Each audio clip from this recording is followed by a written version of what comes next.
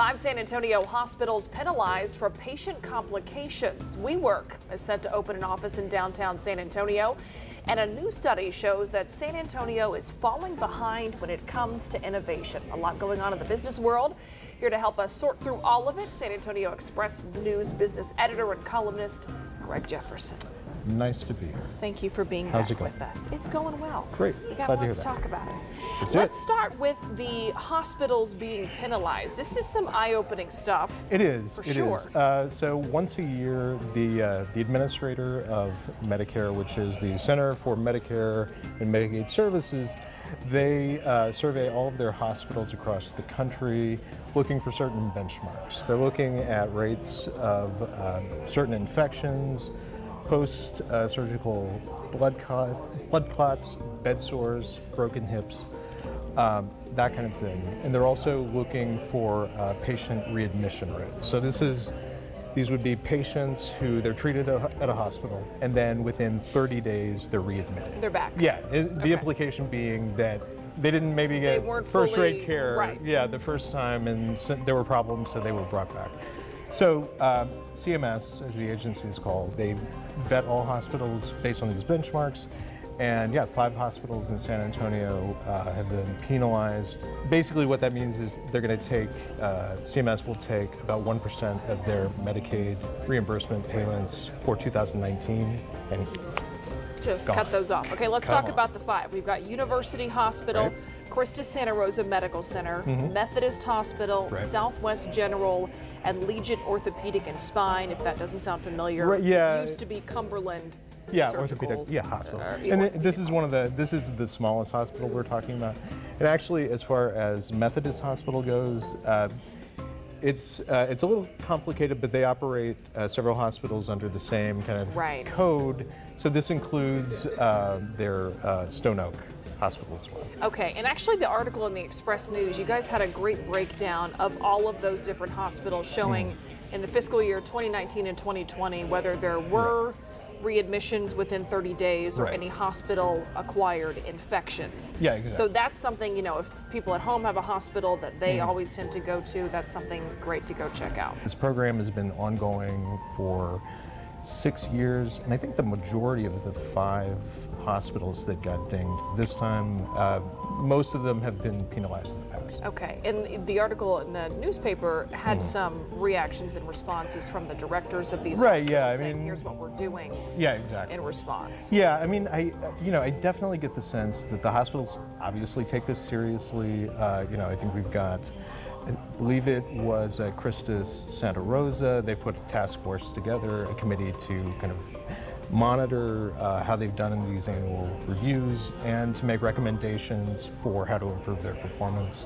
CHS, which is university, same thing. I mean, they're trying to improve, their performance.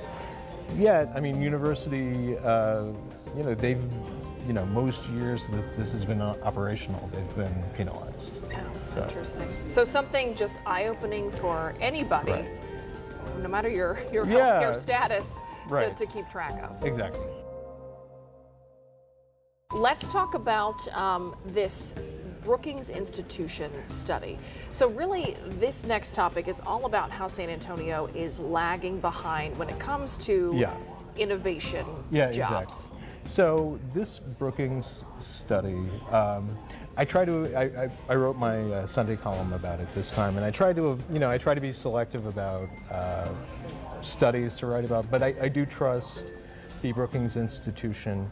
And what was interesting about this study was San Antonio is almost nowhere in it, and that was the bad part. The study kind of looks at what they call spatial inequality, which is just this fancy phrase for basically, you have this winner-take-all economy where these tech hubs like Silicon Valley and Seattle and the Washington, D.C. area and Boston, they are kind of sucking up all of the available capital and some of the best technical talent in the country. They're all going to these cities.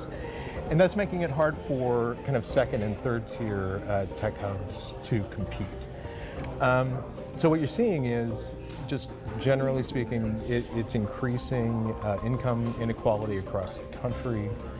and making it hard for cities like San Antonio to really get a foothold and kind of expand its innovation economy. And by the way, we should say that innovation, as defined in this study, it's not just tech, but it's aerospace, advanced manufacturing, biomedical, several other fields.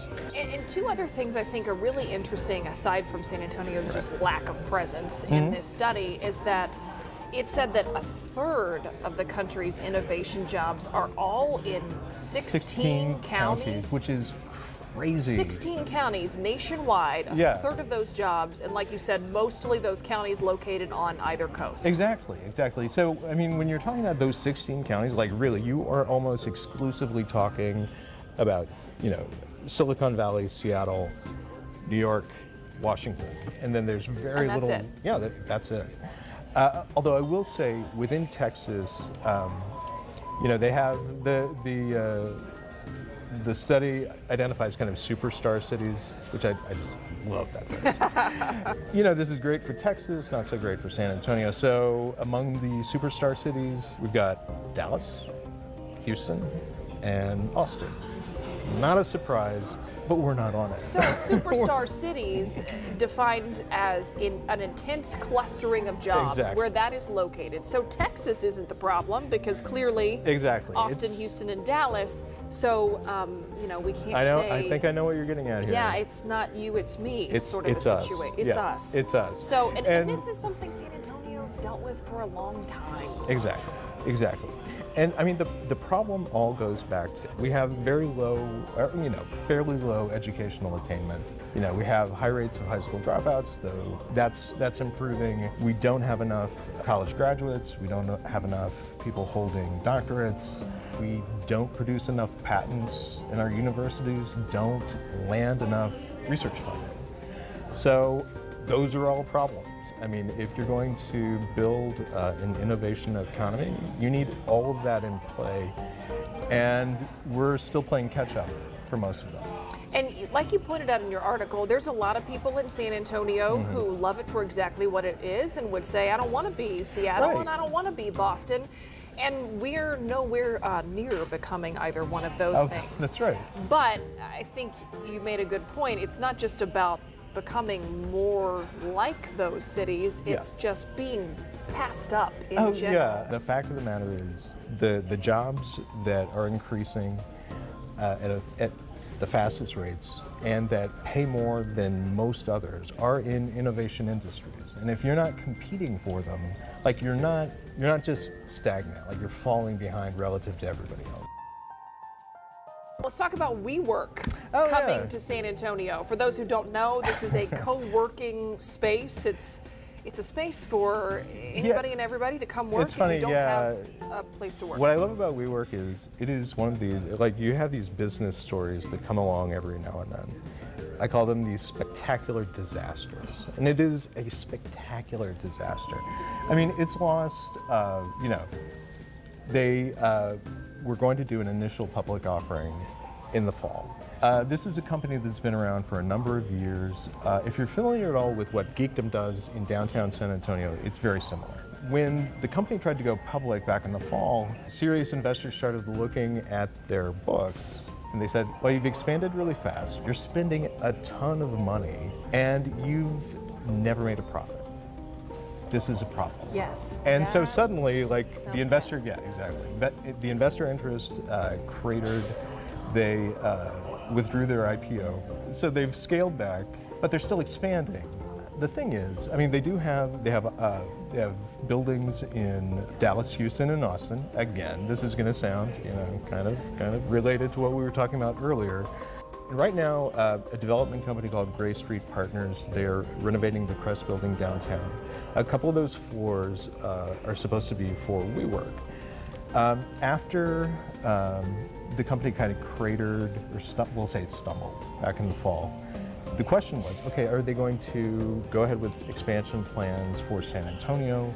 And we just, you know, we were trying to find out, our real estate reporter just couldn't get an answer. It's kind of radio silent on that. Yeah. Well, we found a couple of weeks ago a filing with the state saying, okay, we are going to start construction. We're going to renovate the space.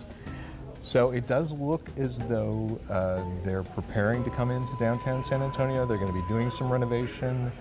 We did hear this story ran on Sunday, and we did hear from Gray Street Partners. They said, okay, well, we have a deal with them. They signed a contract, so we assume they're coming, and this work is, going to be in progress, so we think they'll be here.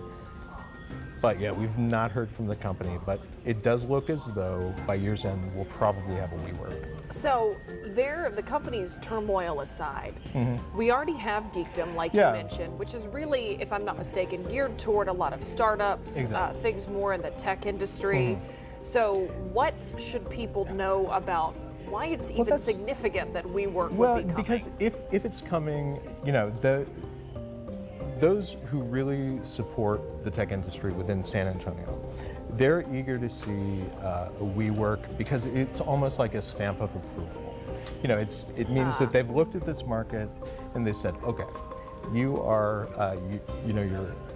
you've got enough of a startup culture and you've got enough of a gig economy going that we're going to invest in your city and we're going to open here. The question will be, is it too much space? I mean, we've got, because it's not just Geekdom, we've got other co-working spaces opening up downtown in addition to WeWork. The question is, are we seeing an over build out, or are we seeing, smart companies making good investments, knowing that, those tenants will be there? I think that remains to be seen. Okay, and it remains to be seen whether WeWork will be here. Well, yeah. Myra, there's nothing guaranteed in life, so. That is very true. Yeah. Life lessons from Greg Jefferson, everyone. Amen. Thanks for being here. Thanks. Thank you.